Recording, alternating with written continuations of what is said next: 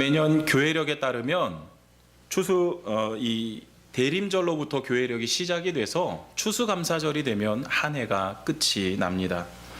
이 교회력이라는 말은 농부가 마치 농사를 지을 때 음력에 따라서 이 절기를 살펴보면서 그 하나하나 씨를 뿌리고 또 이 여러 가지 수고를 하듯이 오늘 교회력은 우리의 신앙을 생활하고 또 경건한 신앙 성숙과 신앙 성장을 위해서 반드시 필요한 예배력을 의미합니다. 대림절이 예수 그리스도의 오심을 기다리는 절기로서 한 해의 시작을 알리는 절기라면, 추수감사절은 지난 한 해 동안 하나님이 우리에게 베풀어 주신 은혜에 감사하며 우리의 삶을 하나님께 은혜로 드리는 감사의 절기입니다. 그렇기 때문에 오늘 우리의 삶이 예수 그리스도의 오심으로 오늘 우리의 삶이 한 해가 시작이 되어 간다면, 오늘 우리의 모든 삶을 하나님께 대한 감사로 드리면서 한 해를 마무리할 수 있다는 말입니다. 이처럼 11월이라는 이 시기는 한 해의 끝과 또 새로운 한 해의 시작이 함께 있는 시기입니다. 특별히 이번 11월에 교회력에 따라 한 해 동안 우리의 신앙을 돌아보며 결산하는 시기가 되기를 간절히 원합니다. 우리와 함께 하신 하나님의 은혜에 감사하는 그런 시기가 되기를 간절히 원합니다. 뿐만 아니라 이제 다가올 새로운 한 해도 하나님의 은혜를 소망하면서 하나님과 동행할 수 있는, 그 하나님과 함께하는 그런 시간이 될 수 있는 준비의 기간이 되기를 우리 주님의 이름으로 간절히 축원합니다. 한국교회는 금년에 선교 130주년이 되었습니다. 130주년, 이 선교 130주년을 맞이하면서 한국교회는 수많은 일들이 나타났습니다. 그중 가장 특이할 만한 일은 이 한국교회가 선교 130주년의 이 시간을 거치면서 놀라운 부흥과 성장을 이루었다는 사실입니다. 한국교회의 부흥과 성장은 세계교회가 놀랄 만한 이 교회 역사상에 정말 찾아보기 힘든 그런 사건입니다. 그런데 우리가 한 가지 기억해야 할 사실은, 한국교회의 성장과 부흥의 이면에는 순교자들의 희생과 헌신이 있었다는 사실을 기억해야 한다는 것입니다. 순교자들은 고난과 박해의 순간에 자신의 생명을 조금 더 귀한 것으로 여기지 않았습니다. 오직 교회와 신앙을 지키기 위해서 예수 그리스도 주님을 가슴에 품고 살았던 분들입니다. 자신의 목숨을 내어놓고 기꺼이 박해 세력에 당당히 맞섰습니다. 사랑하는 에덴교회 성도 여러분, 우리 모두는 순교자의 후예들입니다. 한국교회는 순교자의 피 위에 세워졌다는 사실을 우리는 기억해야 합니다. 오늘 우리가 이렇게 자유롭게 찬양하고 예배하며 하나님을 높일 수 있는 이유는, 우리 믿음의 선배들이 자신의 신앙을 내어주면서, 자신의 생명을 내어주면서 교회와 신앙을 지키고자 했던 숭고한 희생과 헌신이 있었기 때문이라는 사실을 우리는 잊지 말아야 합니다. 그런데 현대 한국교회의 모습은 어떻습니까? 강력한 세속화의 영향으로 이 세속적 가치가 교회 안으로 물밀듯이 밀려 들어왔습니다. 그러면서 교회의 근본적인 영성이 변질되고 또 훼손되는 심각한 위기에 이렇게 처해 있습니다. 그래서 여러 가지 우려의 소리들이 들립니다. 근심의 소리들이 나타나고 있습니다. 이러한 위기는 개인적인 그런 이기주의에 입각하고 있고요. 또 교회만 성장하면 수단과 방법을 정당시 여기는 성장제일주의가 그 속에 담겨 있습니다. 또 권력을 추구하는 교회의 모습으로 변모해 가서 지금 사회적으로 여러 가지 논란이 되어가고 있습니다. 사랑하는 여러분, 이렇게 오늘 우리 현대 사회의 다양하고 복잡한 문제들이 무엇 때문에 나타났습니까? 작년에 이 기독교 윤리 실천 운동에서 2013년 이 한국교회 사회적 신뢰도를 이 여론조사를 해서 발표를 했습니다. 각 종교별로 이렇게 얼마만큼의 신뢰도를 갖고 있는지 조사를 해보니까 가톨릭이 29.2%, 불교가 28%, 그리고 기독교가 21.3% 순으로 나타났습니다. 참으로 안타까운 일이 아닐 수 없습니다. 소금과 빛의 사명을 감당하며 구원의 방주로서 하나님 나라의 모델을 보여주어야 할 교회가 사회로부터 우려의 소리를 듣고 있습니다. 근심이 되어 버렸습니다. 무엇 때문입니까? 그것은 아까도 말씀드렸듯이 세속적 가치관이 교회에 밀려 들어오면서 교회들이 하나님을 향한 우선순위를 잃어버렸기 때문입니다. 순교 영성으로 살아가는 삶이란 첫 번째로 우선순위를 바로 세우는 삶입니다. 세속화의 영향으로 그런 개인의 성공과 행복이 최고의 삶의 가치로 변해버린 이 시대에 하나님을 향한 우선순위를 바로 세우는 삶을 통해서 하나님께 영광을 돌리는 삶을 살아가시길 우리 주님의 이름으로 축원합니다. 한국교회는 크게 세 번의 박해 시기를 겪었습니다. 구한말, 그리고 일제강점기, 그리고 1950년 6.25 한국전쟁 시기를 통해서 수많은 고난과 박해가 있었고 수많은 순교자를 낳게 되었습니다. 순교자들은 누구보다 하나님을 사랑하는 사람들이었습니다. 십자가에서 정말 자신의 생명을 내어주는 예수 그리스도를 본받기를 소망했고 또 그렇게 살기를 원했던 분들입니다.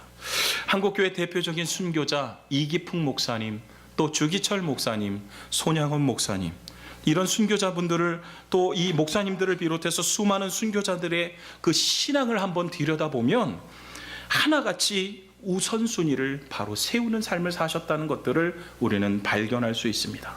순교자들은 성경 중심의 삶을 살았습니다. 순교자들은 기도 중심의 삶을 살았습니다.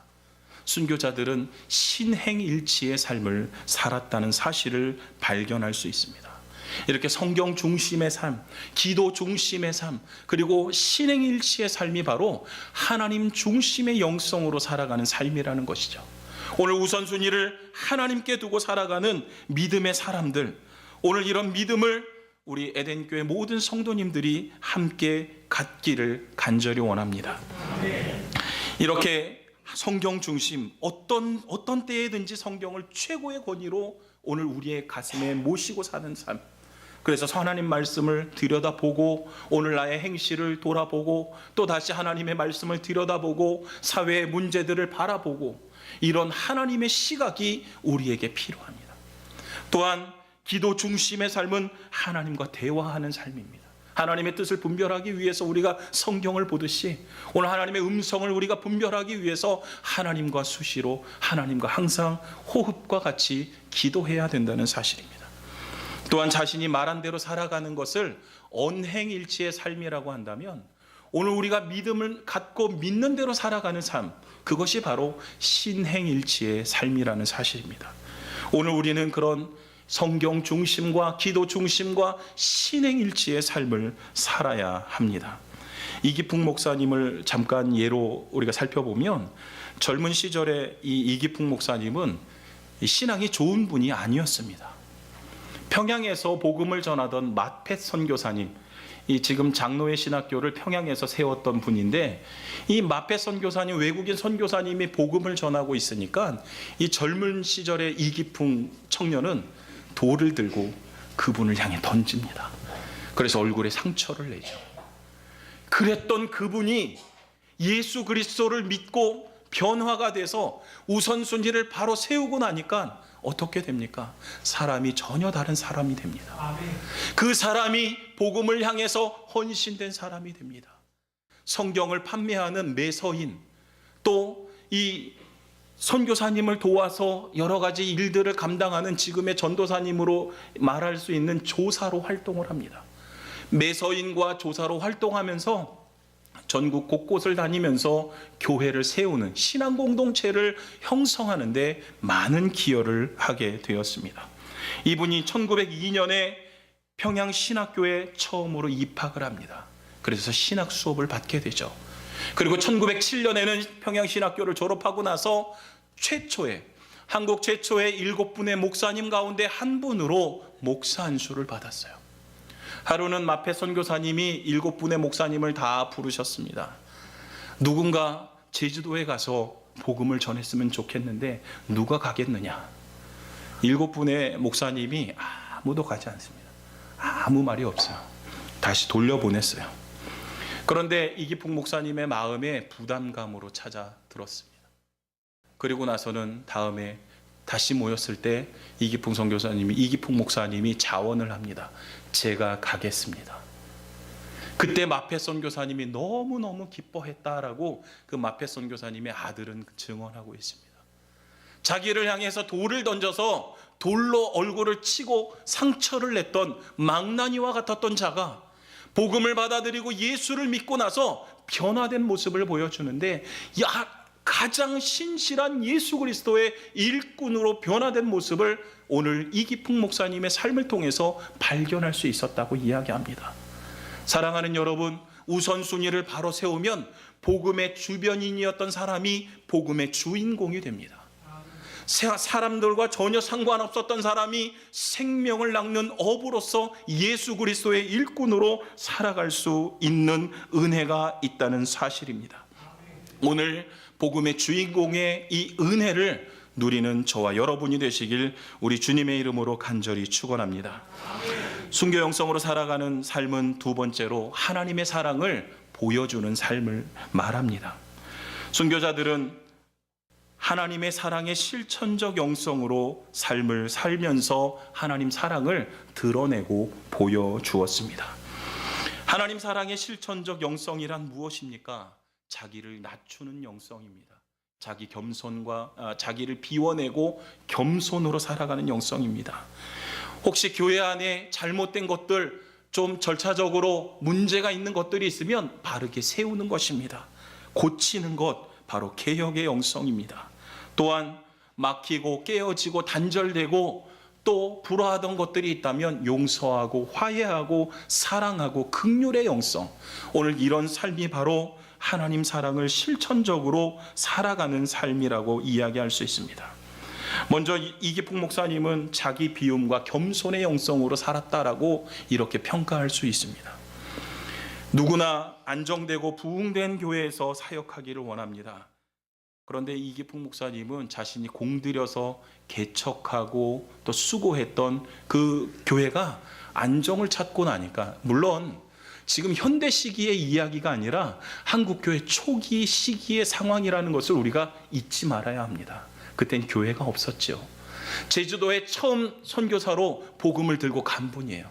이기풍 목사님을 그래서 우리가 목사님으로 기억하지만 선교사님이다라고 이야기하는 건 제주도 지방이 말이 똑같지 않습니다. 말이 조금 다르죠. 문화가 좀 다르죠. 그래서 전라도 관내이지만 이 제주도로 파송되는 이기풍 목사님을 선교사다라고 이렇게 칭했습니다. 이기풍 선교사님이 제주도에 가가지고 어려움을 많이 겪었어요. 그런데 복음을 전합니다. 사람을 만나서 복음을 전합니다.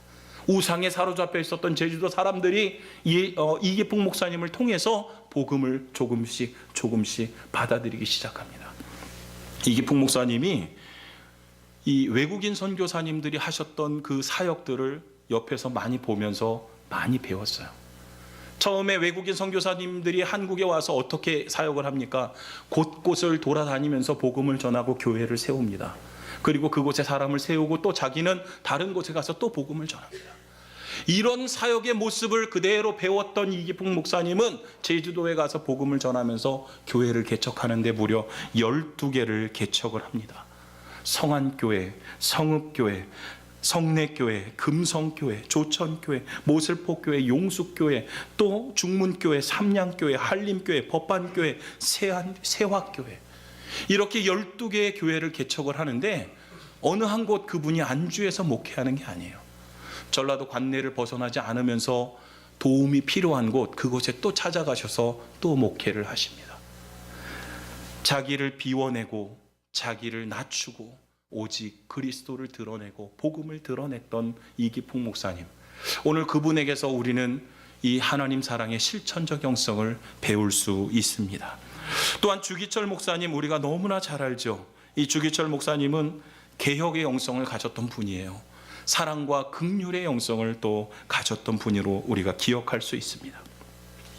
이 초량교회 시절, 이 목회 초기, 주기철 목사님이 이제 목회 초기에 이 초량교회에서 부임해서 사역을 하셨을 때 교회 조직을 막 정비합니다. 교인들의 삶과 형편들을 하나씩 하나씩 알아갑니다. 그런데 가만히 들여다보니까 당시에는 여러 가지 조직이 잘 갖춰져 있지 않았어요. 그런데 이 성도들 가운데 한 집에서 장례가 납니다. 한 집에서 장례가 나니까 너무너무 어려워하는 거예요. 성도들끼리조차 돌아보지 않습니다. 주기철 목사님이 그것을 깨닫고 호상계를 조직합니다. 서로 도와주는 거예요. 지금으로 따지면 장례위원회를 교회에서 만든 겁니다. 그래서 십시일반으로 서로 돕고 어려움을 해결할 수 있도록 정말 그런 조직들을 잘 돌보면서 목회를 하기 시작을 합니다. 또한 문창교회 시절에는 이 문창교회, 이 마산에 있는 문창교회는 조금 아픔이 있었던 교회입니다. 교회가 분열로 갈라졌어요. 갈라지다 보니까 서로 간에 갈등이 있어요. 이 주기철 목사님이 이렇게 말합니다. 주님 앞에서 형제들 간에 화해를 이루지 않고 어떻게 하나님께 바른 예배를 드릴 수 있겠는가? 10여 년 동안 그들의 사이에 남아있던 앙금과 같은 것들 이제 서로 화해합시다. 서로 함께 용서합시다. 서로 함께 품어줍시다. 그러면서 그 두 교회를 이렇게 품어냅니다. 그랬더니 어떤 일이 일어납니까? 서로 용서하게 됩니다. 10년여 만에 서로 함께 만나서 눈물을 흘리고 서로 용서하고 존중하면서 화해를 이루도록 도와주셨습니다. 또 우리가 잘 알고 있는 손양원 목사님, 용서의 그 깊이를 손양원 목사님에게 우리는 또 배울 수 있습니다. 손양원 목사님이 이 한센병 목회를, 한센병 환자들이 있는 여수 애양원교회에서 부임해서 목회를 했었던 분입니다. 당시 여수 애양원교회는 이 당회실 안에도 목사님이 있는 자리와 장로님들, 한센병 환자였던 장로님들이 앉는 자리 사이에는 유리벽이, 유리 칸막이가 이렇게 놓여 있습니다. 손양원 목사님이 당시 전도사님인데 부임하셔서 제일 먼저 유리 칸막이를 제거하십니다. 그리고 함께 서로 대화하고 돌아보면서 목회를 시작합니다. 또 이 애양원에는 아주 그 정도가 심한 한센병 환자, 그 한센병의 정도가 심한 분들을 따로 격리 수용했어요. 이곳을 들어가려면요, 철조망으로 막혀 있는 그곳을 들어가려면 손에는 장갑을 끼워야 되고요, 입에는 마스크를 해야 되고, 발에는 장화를 신어야 됩니다. 직원들도 그렇게 갖추고 나서야지 환자들이 있는 곳으로 들어갈 수 있었어요. 그런데 손양원 목사님 그걸 거부하십니다. 호랑이를 잡으려면 호랑이 굴에 들어가야지. 그러면서 그들 그냥 이 평상복 차림으로 평신도를 목회하듯이 그렇게 찾아가서 그들을 안아주고 그들의 마음을 위로해 줍니다. 이 손양원 목사님을 이렇게 자기에게 찾아오는 이 나병 환자들은 도리어 이렇게 이야기합니다. 오지 마십시오, 오지 마십시오. 혹시 목사님에게 병이 옮을까 두렵습니다. 그러면은 손양원 목사님이 이렇게 이야기하죠. 차라리 내가 나병에 걸린다면 오죽 좋겠나. 그리 되면 가까이 오지 말라고 뒷걸음질 치는 그런 환자도 없을 것 아닌가. 언제라도 그들과 함께 웃고 떠들며 놀 수 있지 않겠나. 이 손양원 목사님의 그 삶을 함께 살았던 지금 돌아가신 김순환 권사님은 손양원 목사님이 이 환자들의 고름을 입으로 빨아줬다. 당시 이 환자들 사이에는요, 누군가 입으로 이 뱀에게 물린 독을 입으로 빨면 그 독을 빼낼 수 있는 것처럼 그 입으로 그 고름을 빨아내면 살 수 있다라는 소망이 있었어요. 그런데 가족에게 연락을 해도 누가 빨아줍니까? 병이 전염될 수 있는데 누가 거기서 헌신하고 희생해서 자기 식구를 돌봅니까? 한센병 환자들은 철저하게 소외된 사람들입니다. 버려진 사람들이에요. 가족에게 버려졌고요, 이웃에게 버려졌고요, 사람들에게 버려진 사람들. 그들에게 찾아가서 손양원 목사님이 그들을 이웃으로 품고 성경에 원수를 사랑하라, 내 이웃을 내 몸과 같이 사랑하라, 이 말씀하셨으니까 그대로 이웃으로 품고 살아갑니다. 처음에는요, 이 손양원 목사님이 한센병 환자를 쳐다도 보지 못했어요. 숨을 쉬지도 못했어요. 그래서 집으로 돌아가서 일주일 정도 기도합니다. 금식 기도를 합니다. 하나님, 한센병 환우들이 천사처럼 보이게 해주세요. 그들의 저 악취가 향기로 바뀌게 해주세요. 그렇게 눈물로 기도하고 다시 찾아갔을 때 그들의 얼굴이 천사로 보입니다. 더 이상 이전에 불편하던 것들이 불편해지지 않습니다. 그리고 그들을 내 이웃으로 품고 목회를 하셨습니다. 손양원 목사님이 예수 그리스도를 본받아서 뜨거운 하나님의 사랑의 그 실천을 통해서 그들의 마음을 녹여내고 그들을 품으면서 목회를 했습니다. 사랑하는 여러분, 이 손양원 목사님은 1948년 10월 여순 반란 사건 때 두 아들 동인과 동신을 잃어버리게 됩니다. 동인과 동신, 이 동인의 친구였던 이 청년이 동인과 동신을 죽이게 되죠. 그때 얼마나 그 슬픔이 손 목사님 가정에 있었겠습니까? 주체할 수 없는 극심한 슬픔 속에 빠졌을 때 손양원 목사님이 하나님의 그 은혜로 또 다시 회복을 합니다. 그리고 나서 두 아들의 장례식 때 우리가 잘 알고 있는 9가지 감사를 고백합니다. 근데 거기서 그치지 않고 더 나아가서 그 두 아들을 죽인 원수를 사랑합니다. 성경의 원수를 어떻게 하라고 했습니까? 사랑하라. 원수를 사랑합니다. 품어줍니다. 오늘 우리가 용서를 이야기할 때 우리의 용서의 깊이를 한번 돌아볼 필요가 있습니다. 하나님의 사랑을 보여주는 삶은 이처럼 주위 사람들에게 하나님의 마음을 느끼게 합니다.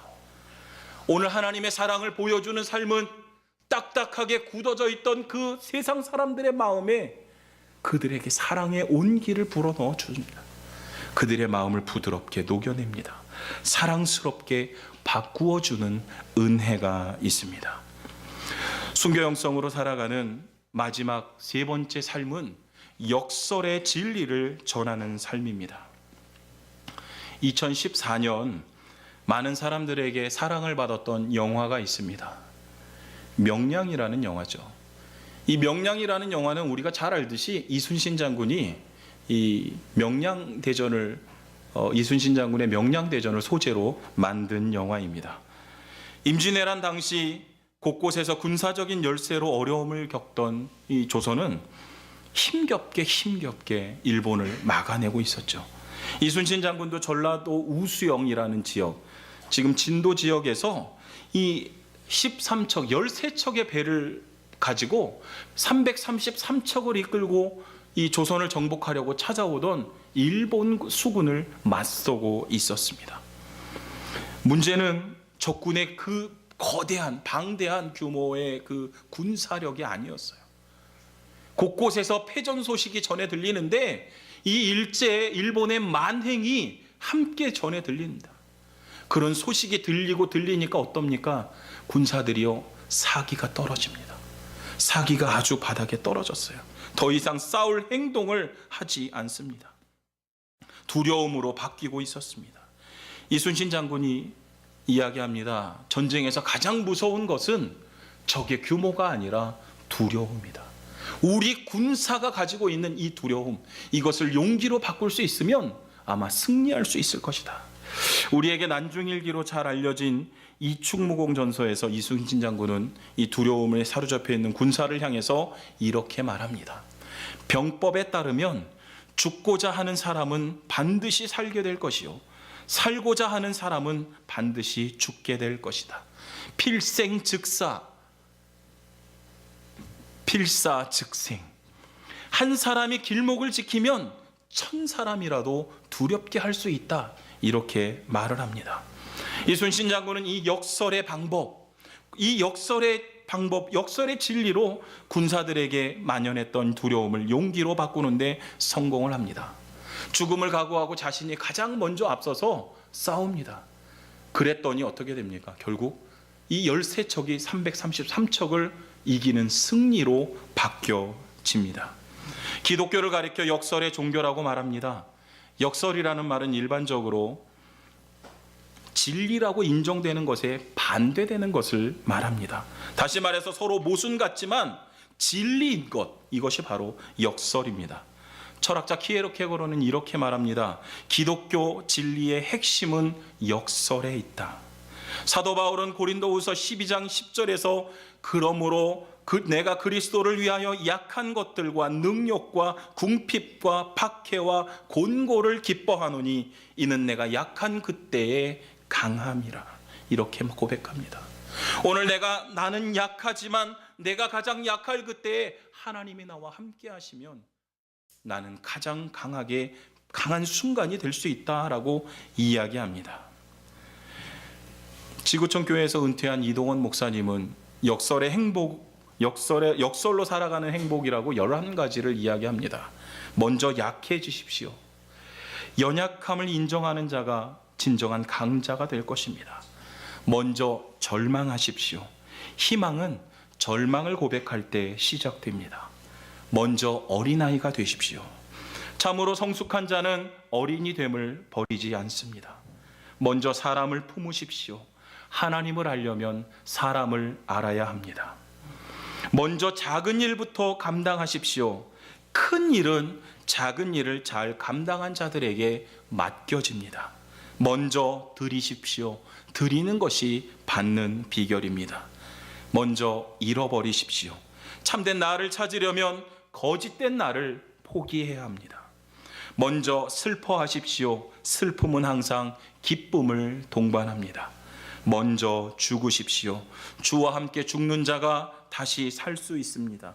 먼저 낮아지십시오. 주님은 낮아진 자를 높여 주십니다. 먼저 경계하십시오. 먼저 된 자가 나중될 수 있습니다. 오늘 예수님은 자신의 죽음을 통해 맺게 될 구원의 열매에 대해서 비유로 말씀하셨습니다. 죽어야 사는 역설, 이 역설로 영원한 삶을 살아갈 수 있는 은혜를 이야기하고 계십니다. 또한 이 땅에 살아가는 풍성한 하나님의 나라를 지금 그 은혜를 함께 누리라고 말씀하고 계십니다. 하늘의 밀에 대해서 세상의 보편적인 상식은 무엇입니까? 하늘의 밀은 그대로 하늘 그대로라는 사실입니다. 변하지 않습니다. 이 하늘의 밀이 땅에 떨어지면 어떻게 될까요? 하늘의 밀이 땅에 떨어집니다. 세상의 보편적인 상식은 어떻습니까? 하늘의 밀이 땅에 떨어지면 하늘 그대로 있습니다. 하늘 그대로입니다. 주스십시오. 하늘을 잘 보관하십시오. 그것은 귀중한 것입니다. 하늘을 잘 지키십시오. 붙드십시오. 세상은 이렇게 이야기합니다. 그런데 성경은 하늘이 땅에 떨어지면 죽어야 합니다. 예수님은 하늘이 땅에 떨어지면 죽어야 합니다. 죽을 때 역사가 일어나고 죽을 때 하늘이 가지고 있는 생명력이 나타난다고 말씀하고 계십니다. 하늘의 밀이 땅에 떨어져 죽으면 성경은 끝이 아니다. 그 죽음을 통해서 풍성한 열매를 맺을 수 있다. 이렇게 이야기합니다. 오늘 자신이 십자가에 달려 죽으실 것을 예수님은 이야기하고 있습니다. 내가 죽으면 하나님께로부터 떨어져 있고 단절되어 있던 하나님의 백성들이 풍성하게 하나님께로 돌아올 수 있다. 사랑하는 에덴교회 성도 여러분, 오늘 예수 그리스도께서 전하는 이 역설의 진리가 오늘 우리의 삶의 중심이 되기를 우리 주님의 이름으로 간절히 축원합니다. 이제 마무리하고자 합니다. 순교형성으로 살아가는 삶은 우선순위를 바로 세우는 삶입니다. 우선순위를 바로 세우면 복음의 주변인이던 사람들이 복음의 주인공이 되는 은혜와 역사가 일어납니다. 순교형성으로 살아가는 삶은 하나님의 사랑을 보여주는 삶입니다. 내가 하나님의 사랑을 보여줄 때 굳어져 있고 딱딱해진 그 세상의 사람들의 마음이 감동을 받고 녹아내릴 수 있다는 말입니다. 순교형성으로 살아가는 세 번째, 죽어야 사는 역설의 진리를 전하는 삶. 오늘 바로 이 삶을 통해서 하나님의 영원한 나라와 하나님의 놀라운 은혜를 모두 누리게 되는 저와 여러분이 되시길 우리 주님의 이름으로 간절히 축원합니다.